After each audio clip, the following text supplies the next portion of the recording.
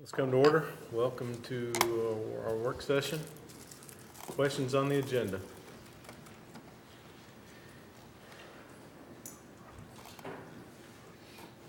Okay, consent agenda.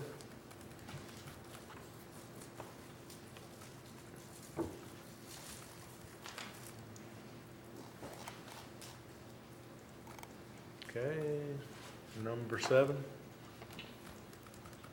Textbook adoption report and textbook certificate of adoption report, ED 2153, it's a required report. School system required to submit textbook adoptions annually on forms provided by the Tennessee Department of Education.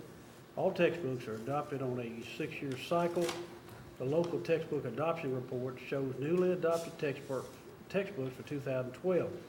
Textbook adoption includes K through 12 visual arts, music, theater arts, dance, spelling, literature, driver ed, computer science, health science education, business technology, marketing education, technology engineering education, and trade and industrial education. And we'll recommend that you approve that. Discussion. And these are replacement? Every 6 years is adoption. Yeah. Those are the ones for this year. Okay, okay. Tim? One of the most frequently asked questions I have of me is, why are we not using ebooks or things of that nature? So I know we've discussed that before again, so maybe just a little discussion about where that's headed, when that might be headed in that situation, as opposed to having hardback books getting into the The state was computer age. looking into that as a possibility. Matter of fact, there was a discussion at a meeting I went where they could save big dollars by implementing specifically what you're talking about. I don't see that being the case. I mean, if you had a contract with a vendor, obviously those are expensive up front. You got to have the tools to implement them on. So anyway, Jeff? Jeff and I have talked about it. Yeah, sure, sure. Apple entered that arena quite a bit, at something like $14.95 per book. So when you stop and look at it right now, the way it's going, that's annually. Now, the real nice thing is you have an updated textbook. If it was for social studies, science, and all, it's always updated. But you take $14.95, $15, and you start multiplying that by a 6-year adoption, and all of a sudden you've got a $90 book. And books right now are about $70, $80. So then you have to provide the device and sometimes the charging stations for it. It's coming and it needs to come, but right now during this transition, overall the economics might not be there. But in 6 years, how much does the technology change, you know, from year 1 with the book to year 6 with the book? I mean, you know, all of a sudden they don't have the same disc, you know, so it could be even more expensive than that. Right. Well, and one of the other issues we faced just when we went to our 5-6 PCs per classroom, we had to add electrical capacity to buildings, not just additional plugs. As we move to wireless, we'll have to have more wireless points. There will be a lot of costs along that line before we can really get to that point. Yeah, I think I was probably not at all being critical of why we're not doing it. I No, understand that. I think I'm wondering where the technology is, why somebody out there hasn't decided this is an entrepreneurial operation. I can come in here and I will do these things at a price that we can afford, and maybe how far down the line do we see that coming? Yeah. So far, the articles I've read, it has tended to be private schools that have tended to go to all iPads and textbooks on the iPads. I haven't seen too much for school systems. The Common Core assessments that start in 14, 15 are to be done online. And I was talking with some people from the state, and that's a problem for everybody across the country they're talking about doing. But the PARC, which is the group that we're in, you know, to write Common Core assessments, there's some 31 million children to be tested under that PARC group. And they are meeting with companies, hardware companies now, to try to come up with devices to do that. They say they've got a tremendous amount of leverage when you start looking at 31 million. So I think you're going to really see changes in the next 3 years. The device is going to have to be cheaper than an iPad, though, right? I mean, True. Absolutely. Because they don't discount them very much, do they, for us?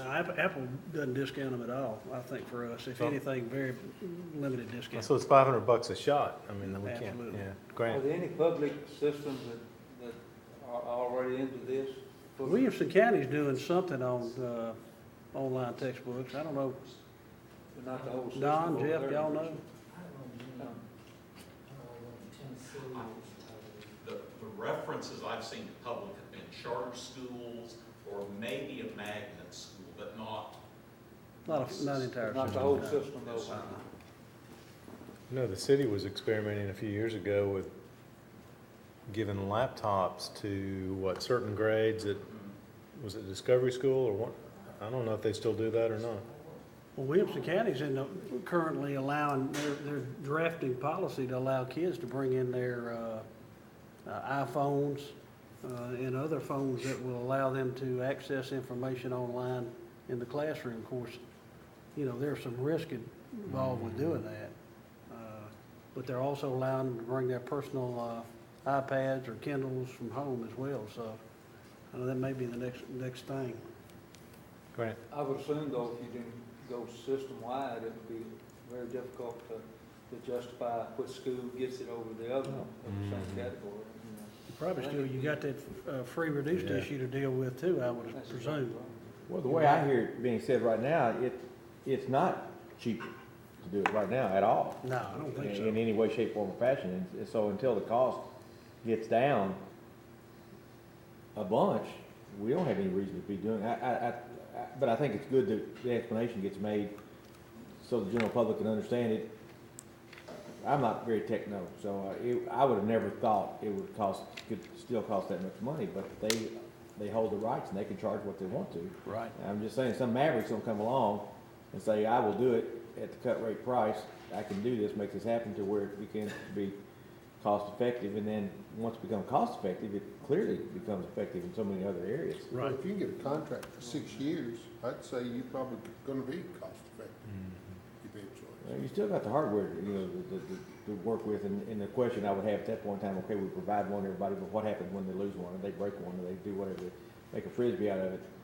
How do we deal with that? I mean, we are gonna open up a brand new set of disciplinary actions to Yeah, you deal don't with. have to have We think cell contracts phones with are a kids, problem. yeah, I mean, the police, I suspect that the principal and the administration, the SRO would have a lot of detective work to do. Looks to me like it'd be a big chore. Number 8.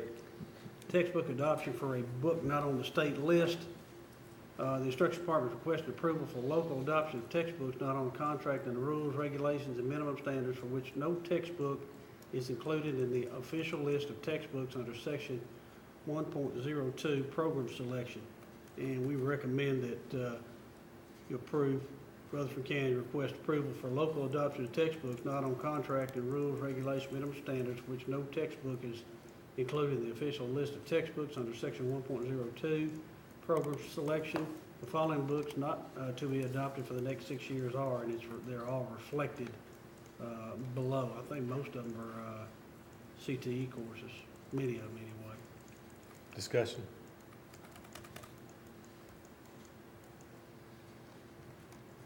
Okay, 9.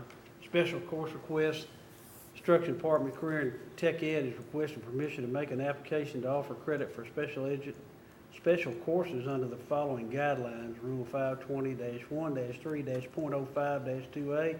Local school system may offer special courses not listed on an experimental basis. The Commissioner of Education must approve each course in advance each year. After 3 years, the course may become permanent part of the local school program upon approval by the State Board of Education. Recommend that you approve Rutherford County to make application for the following courses to be offered at Central Magnet School in 2012-13. And they're principles of, pardon me, biomedical sciences, human body system, medical interventions.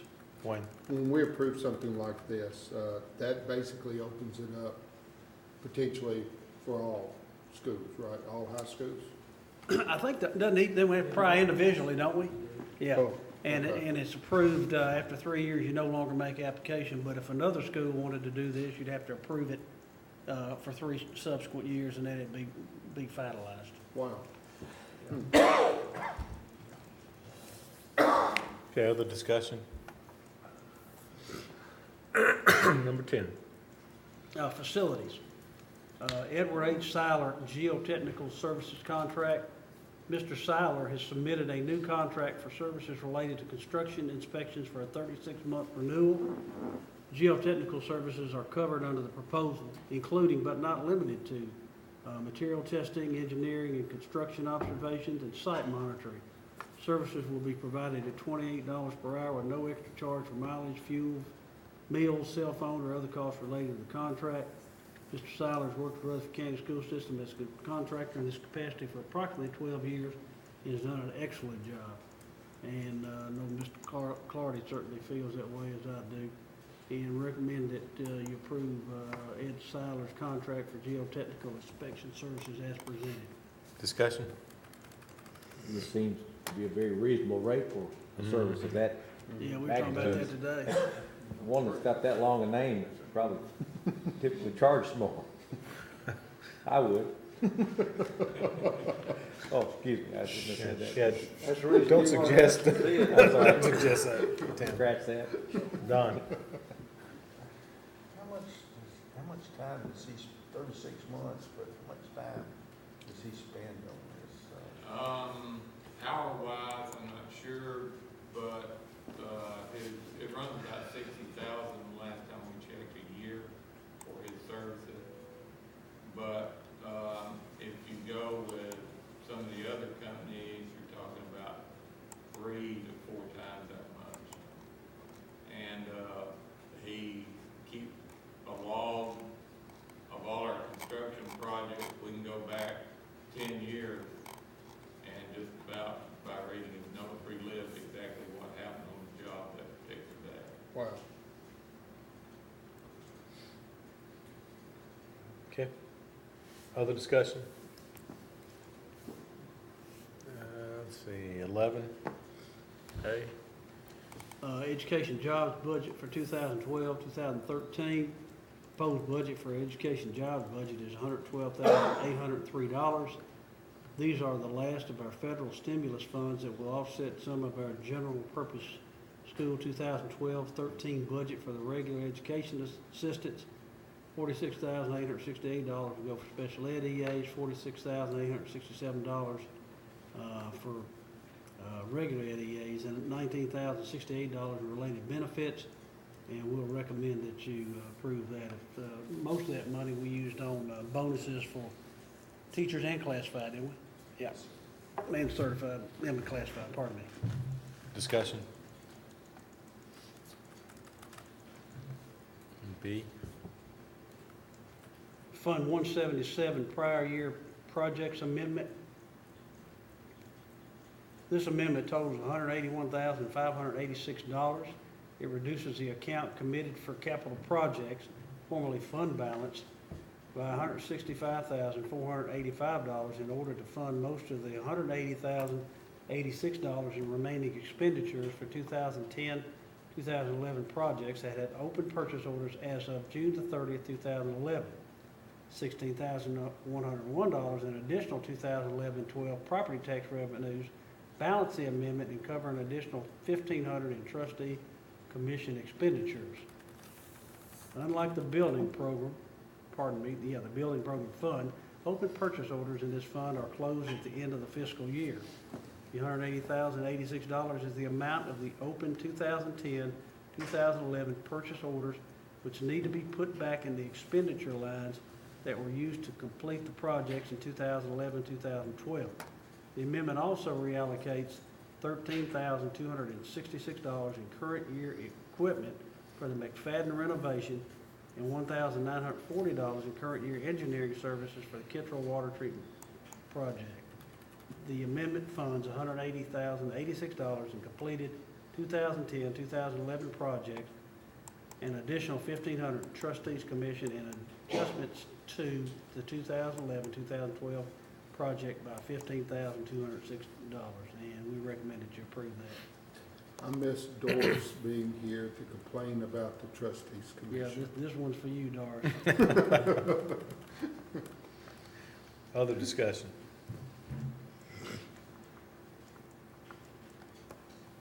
Okay, it takes us to C. Fund 177, 2012-13 budget.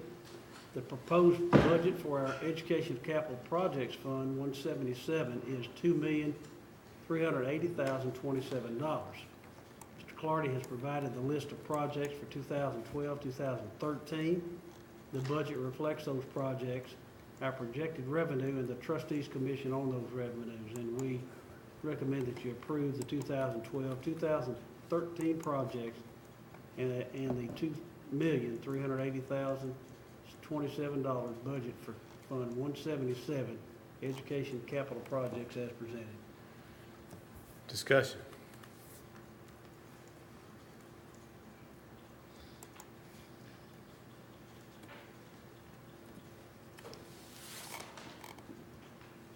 No discussion? All right. Let's go to the next D. one then. Yeah. Fund 143, 2011-12 amendment and 2012-13 budget. The attachment for this item has both the amendment adjusting the 2011-2012 centralized cafeteria budget, Fund 143, and the initial 2012-2013 budget. The Fund 143 amendment for the current year adds a net $2,329,546 in revenue to the budget and an additional $2,177,423 in expenditures.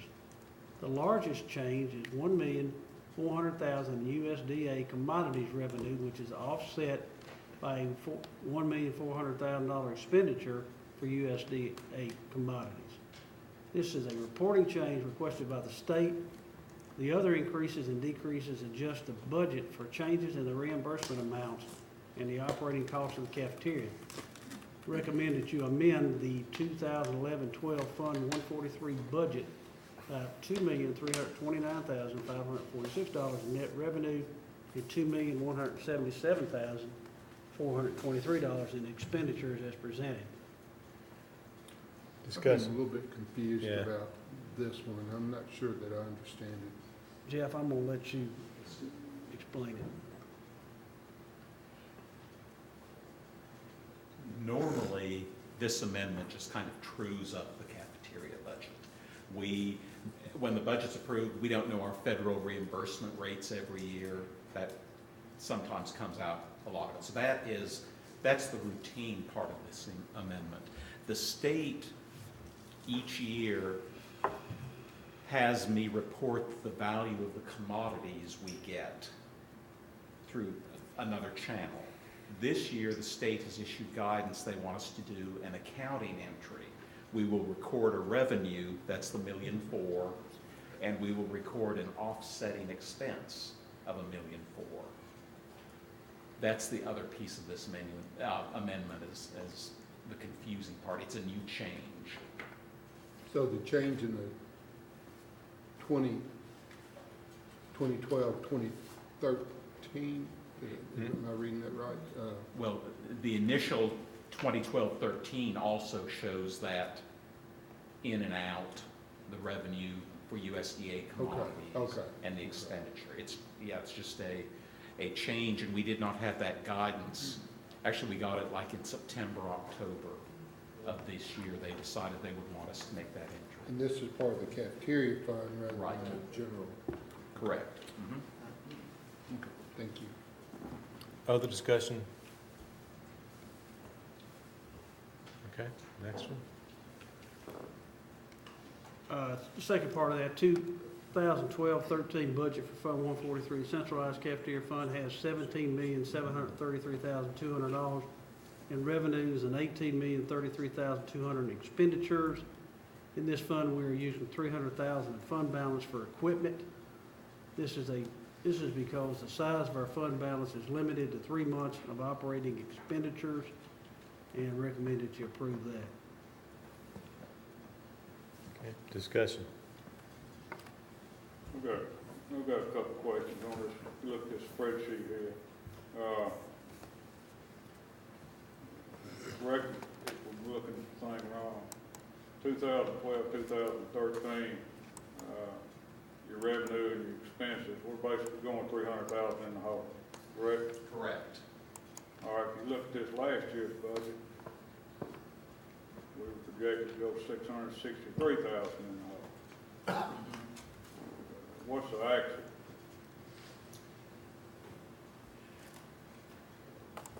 One of the challenges we have, our goal is to finish the year. One of the requirements of the program is we are to finish the year with no more than 3 months operating balance. We intentionally budget losses, and it's generally buying equipment, to try to come within that 3-month operating balance limit. We are making enough money in the program. If we don't buy equipment, we will build up an excess balance. If you have that excess balance, and generally we will still wind up with one, but if you have one and do not come up with an acceptable plan for spending that excess balance down, the USDA can go back and require you to return federal reimbursement dollars you've gotten. That's one of their remedies. And we always have equipment that's needed in We schools. always have equipment that's needed. Yes, sir. So the fund balance you talk about within the cafeteria fund? Yes, sir. Mhm. Yeah, we can only use it for cafeteria-related items. So, And, Mr. Hodger, you finished? Yeah, I'm done. So overall, centralizing it the way we did, to help the schools all through the system, it has accomplished what we set out to do by spreading wealth, so to speak, among all the Absolutely, because we had so many cafeterias that just weren't in a position to generate revenue like others. And that was part of our intent from the beginning. One was to kind of regulate the whole operation. Secondly, make sure that we didn't separate the haves from the have-nots, and that everybody that needed equipment got equipment. And there was some opposition in the beginning, but it turned out we were right, weren't we, Jeff? yes. Well, and some of the equipment and major repairs that we are able to do now in the cafeteria fund, before this, we had to do them out of GPS or building fund money. So we are funding more of the cafeteria costs in this centralized. But in the old system, remind me, what, the schools that generated a surplus, they could spend that on Yeah, other and things? basically, they could spend it. Not necessarily on cafeteria, but on whatever. Oh, they no, want. had to No, be it had to be Had to be cafeteria. cafeteria, okay. Yes, And we had some schools with enormous, $250,000. $250,000, Yeah. others that were operating in the red, so. Right. And a lot of that was determined by the student body mix you had. So if you were in an area with a high free reduced rate and a lot of students, you could build up a surplus Yeah. just by that. Because I assume the higher the free and reduced rate, the more they're buying, or they're Well, eating the school there meals. tends to be a higher participation and Right. we get a higher reimbursement Yeah. for those children. Yeah. Okay. Other discussion on that one? The only thing that I'm a little confused about is, this is 1213 budget items. Are we passing or voting potentially tomorrow night on portions of the 1213 budget, but not in full, or how is that working against, we've got budget meetings and other budget issues coming up. What part of the budget is this? I don't think y'all are voting on a full budget tomorrow night. No. No, I think we meet actually next week. Go ahead, Jeff. Well, this is cafeteria, centralized cafeteria, so it's separate from Oh, okay. the general budget. The reason we went ahead and put these budgets on tonight is under the private act, we are required to pass these numbers on to the commission for Lisa to start building into the consolidated budget. And Mr. Gill and I didn't want to send anything to her that y'all hadn't seen. Okay. If we waited until next week, we'd miss the date under the private act. Will we actually approve these again in the general budget? They'll kind of be included, but we will have already approved them? Unless they are changed, Okay. we won't. Okay. But yeah, we just needed something that y'all had seen so we could pass it All on right. to be built into the county overall budget. I'm all right. Okay, other discussion? yeah. Coordinated school health, this amendment reallocates $29,717 within the state-funded coordinated school health grant. Staffing changes were made this year, which freed up funds for materials, supplies, and equipment for the program. No new funds or positions are included in the amendment. Recommend that you amend $29,717 expenditures within the state-funded coordinated school health grant as presented. Discussion. Okay. 2. Retirement, this amendment reallocates $28,780 within already budgeted state retirement to the major functions where it is needed. No new funds or positions are included in this amendment. Recommend that you amend $28,780 in already budgeted state retirement as presented. Discussion. Okay, number 12, we'll have a student discipline appeal, and you have a packet at your place with the information. Perfect, information about that. Let's flip 13 and 14. Any general discussion? I asked Dr. Nixon from the state to call, and I want to kind of get a viewpoint from the state with the Common Core. And I know there's a lot of things that are still up in the air, and I learned about the 2 consortiums that are out there, and all states are not buying in yet, but 48 are committed, and there's different states are going to be different standards, and because of value added, you know, and I'm thinking when Common Core came out that we were going to have a true nationwide assessment opportunity, that the students here in Rutherford County, Tennessee, could be compared with children in Idaho and Maine and Massachusetts and California. But the more I'm reading, the more I'm finding out about Common Core. There's not much common about it. Now, I know the theory is that they hope that they'll eventually get there, but I would like Dr. Nixon, and the other gentleman that was on the speaker is a Scott. Do you know his name? Eddings. Yes, sir. And I was on a speakerphone asking questions, and would it be possible to ask Dr. Nixon and Mr. Eddings to come and talk to us about Common Core from the I'm state sure he perspective? come. Don't you think so, Mr. Odom? I think you would. Yeah, sure The is. Common Core is the same. Maybe a confusion. Extra monies came from the federal government to create the test.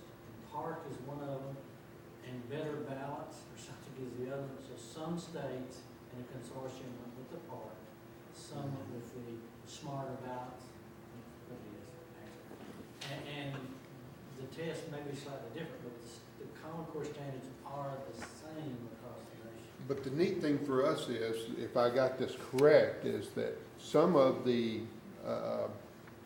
testing where we may teach something in 6th grade, but some of the other schools may not teach it until 7th grade.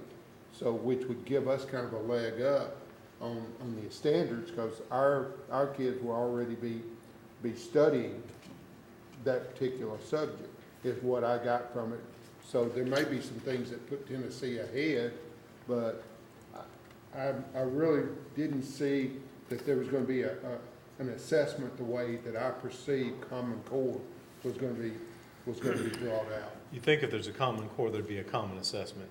Right, and you I agree, got that 2 would be consortiums nice. involved in here developing different tests, and I know that they hope that eventually it will come together, but, you know, with what I've seen in the past, you know, with other programs, that doesn't seem to happen, and you know, I'm disappointed that Common Core doesn't seem like it's gonna do what we thought it was gonna do, so, but thought I'd share that. Well, you want us to see if he'll come? Yes, sir, if that's Okay, okay. good. Yes, sir. Sure. Other discussion?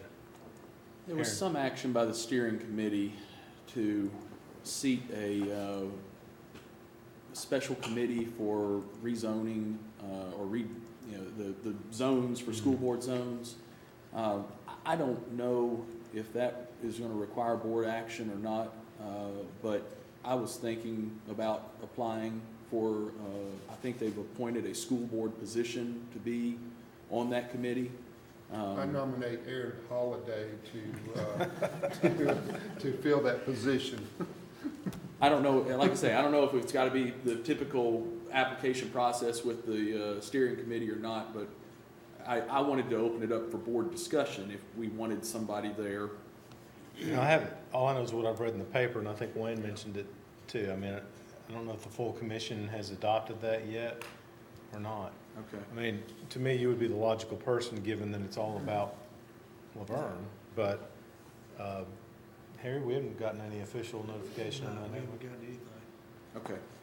I'll say as a victim of that lack of notification, that they're not really forthcoming with some of that information at the proper time. It may be that it's, not time yet. One other thing, I did check today on the odometer. I am 40 miles from the meetings. I apologize to my fellow board members. I am doing my very best to get here, but in the coming weeks, I may check with board members and see if there is any possibility of adjusting our board meeting schedule as far as the time. It may not work, that 5 o'clock is the best time. But I throw myself at the mercy of my fellow board members and appreciate your understanding, and I'll continue to do the best I can along the way. Okay. Do we need to go talk with your employer? Feel free. Feel free.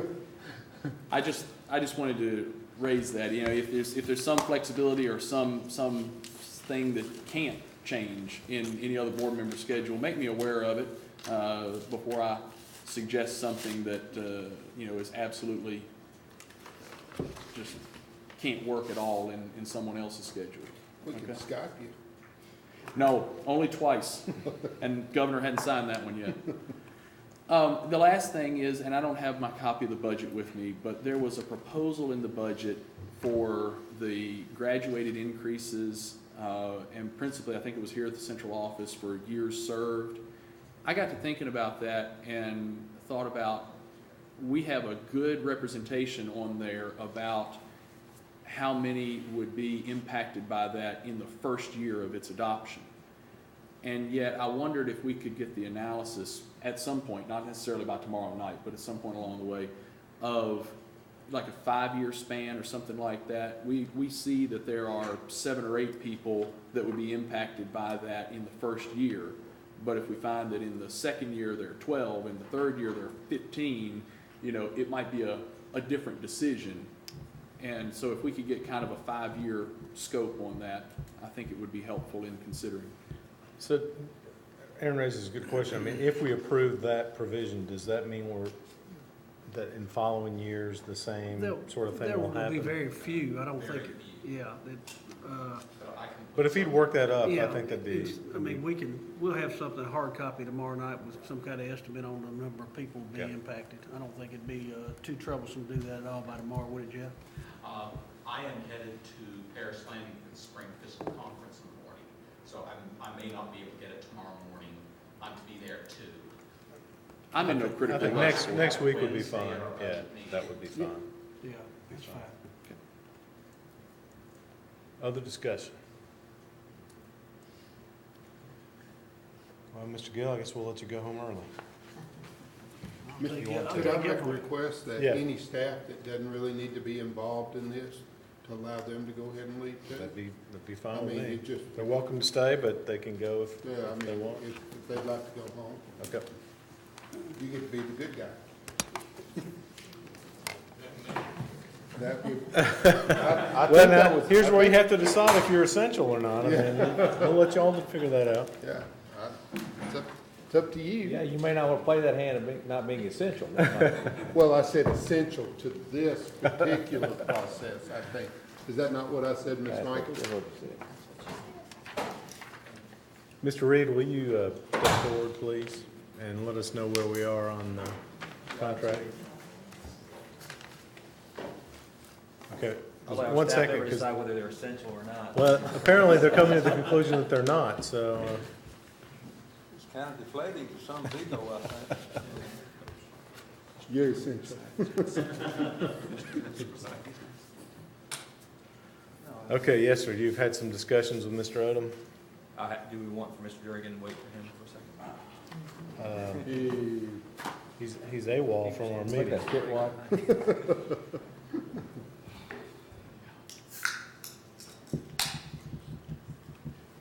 Mr. Clay, don't speak. Don't speak. Okay, Jeff, go ahead. Okay, yeah, as board members know, the board voted last night to offer the position of Director of Schools to Don Odom. I spoke with him this morning. He's very thankful and grateful for the position. He appreciates the confidence the board expressed in him and is looking forward to getting into the job and doing a good job for the board. He's very excited about the position too, so I think he has a lot of good ideas and his motivations are there. I think his heart's really in the job, so he's very excited to get started on it. You always learn new things. Sometimes you talk to people about contracts, which I never knew this about Don, but I never knew his first name was Melvin until today. So- Marvin.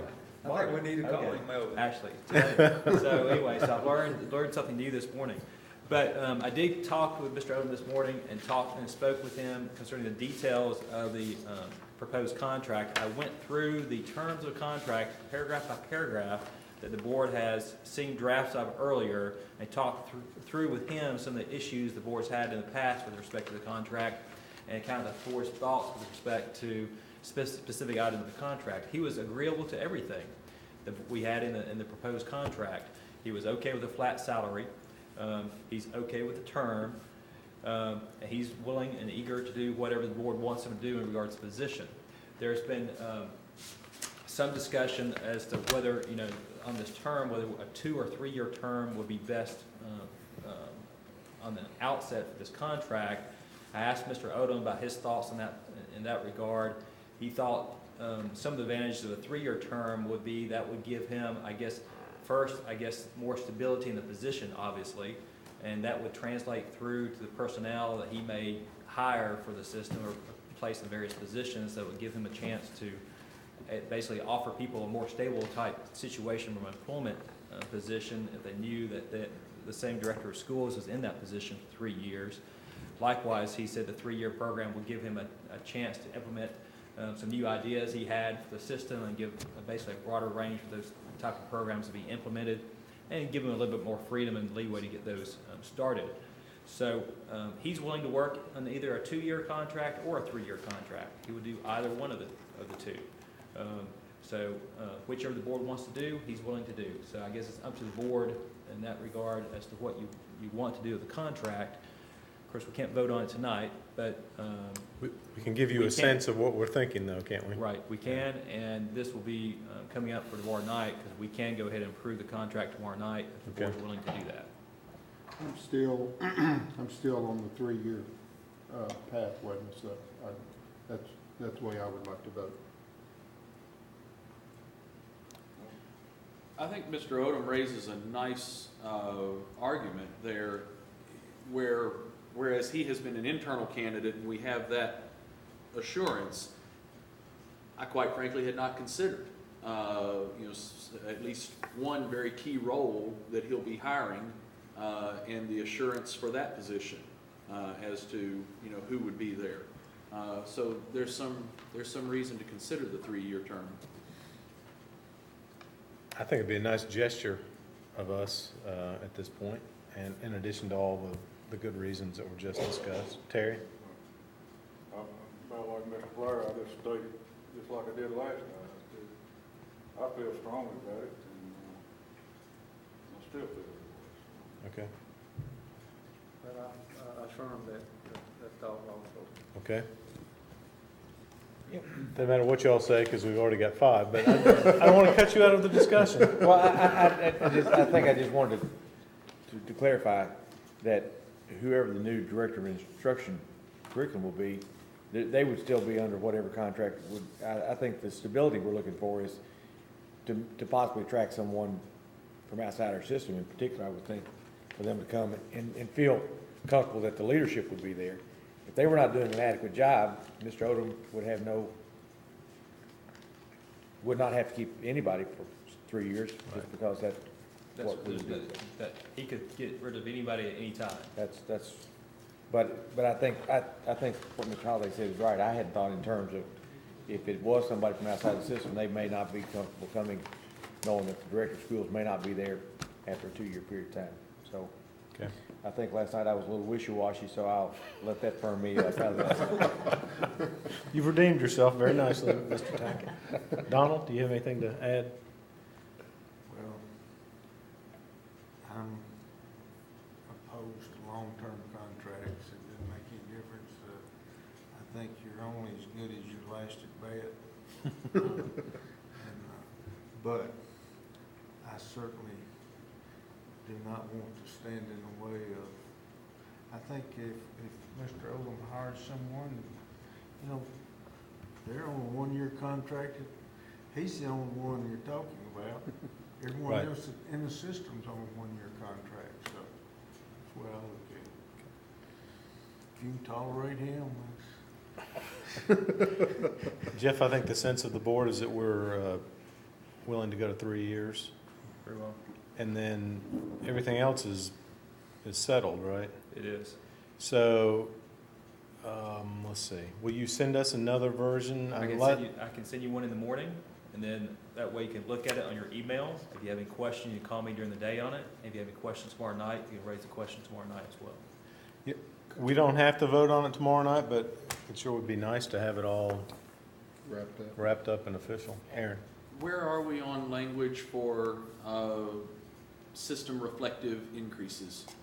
How was that word? System reflective increases. The language that's in the contract right now, the last version which we did after last night, was effective July 1st, 2013. There's an automatic provision that any increases that are given to certified employees would also be given to the director of schools. So that there would be no increase for the first year, but starting the second year of the contract, the director of schools will get the same increase that all other certified employees would be getting, just automatically.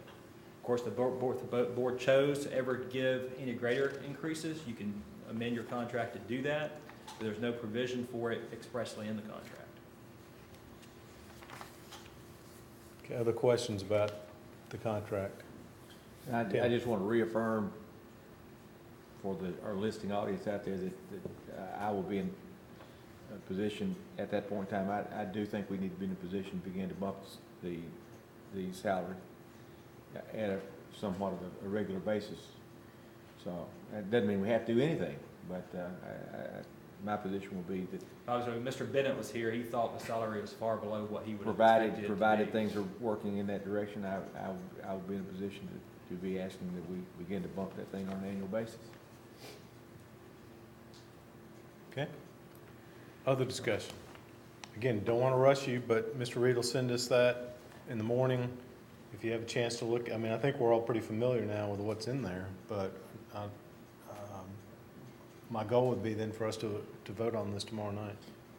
I'd like to at least discuss, and maybe there's reason for clarification, maybe it's consensus, but we have goals and objectives listed in the contract and also evaluation listed in the contract. However, we also have a board commitment to establish and clarify goals and objectives and evaluation in this selection process. And even though we're coming to a place where we may be executing a contract, I do not want to see us miss those two components of establishing goals and objectives with our new director and an evaluation process.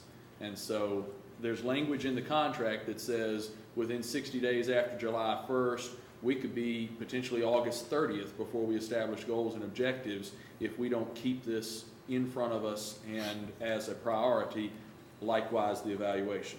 I spoke to Mr. Bennett either earlier this week or late last week about this very topic, and I said once the dust settles from the selection process, we have the contract signed, then in short order he will come and we'll start the process of doing that. Terry? I was just gonna make a general comment. I had the same concerns that Aaron did when I was reading this thing, and I talked to Mr. Reed on it.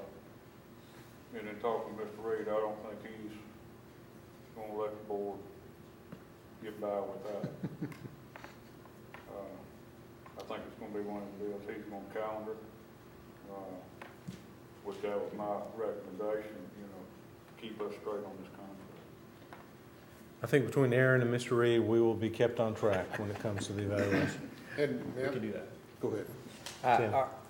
Are we square that this position will not overlap and we will go from director of schools from June 30th, Mr. Gill, July 1st, Mr. Odom, without overlap? Well, I'm not sure if all that's been worked out quite yet for details of that. There's nothing in the contract that discusses overlap at all, so that's not addressed in the contract. That's something we can just as a practical matter deal with. And I don't know, the selection was done last night. We need to talk to Mr. Gill about that and Mr. Odoms, get their thoughts on it and just see what their ideas are in that regard. But we could go ahead and approve the contract without having that sort of a detail. That does not have to be a piece of this, because if we need to do something else on an interim type basis, we can come back and do that by a separate agreement. Fair enough. If we need to. Other discussion? The two of you look like you want to say something. Maybe I'm misinterpreting that. I'm just wondering, are there typical calendar events that occur between, say, May 15th and July 1st? I'm specifically thinking of principal evaluations and end-of-year meetings and those type of things, that it would be appropriate for the board to somehow acknowledge or recognize. I don't want to confuse leadership by any means, but acknowledge, the future and the present. Perhaps that is done in-house, in a cooperative manner, but if the board needs to weigh in to make sure that we make good plans for the future, I want to make sure we do. Yeah, I understand Mr. Odom and Mr. Gill have already had some discussions in that regard, and I think there's some joint personnel type issues they've already met about and discussed. I don't want to speak for Mr. Odom, but I've heard that going on. So those type of meetings are occurring now. So Then I can be satisfied So with that. I think, We've already got the dates scheduled okay, for the principal evaluations. all right. Okay. But that would occur in that time period between May It's in 15th. May Correct. 15 through It's 17. a valid point and a valid question. All right. Because we are in somewhat of a transition phase here for the next couple of months. I think we can have confidence in these two men that they'll work this out in a smooth manner, and if they don't, then we'll get involved if we have to. Would like to ask maybe for the board to have another crash course in our TSIP, because, when we start talking about goals and objectives, that the TSIP is basically the journey that we take each year. And there's a lot of things, and I don't, Mr. Hodge and I believe, were involved on the first one, and I'm not sure who was involved were you involved in the most recent revision? I know, I could have swore that one. I've been on a TSIP committee, I know. Okay, well, I know we just had a revision, so maybe we need to see the revision and see the plan of action, and that will remind us of the goals and objectives that have been put together by the central office staff with input from the board. So, or at least a board member or two. So I'd like to see us revisit the TSIP for knowledge and familiarity more than any changes or anything like that. It's a massive document, of course, so Yes, you're just it- talking about the early Yeah. goal-setting part of it. Yeah, it's not one that you can do with brevity. That's an understatement. I think, other questions, comments, discussion about the contract? Thank you, Jeff, and thank you, Don, for working together so well on this, and with any luck, we'll nail this down tomorrow. Any other business? We're adjourned.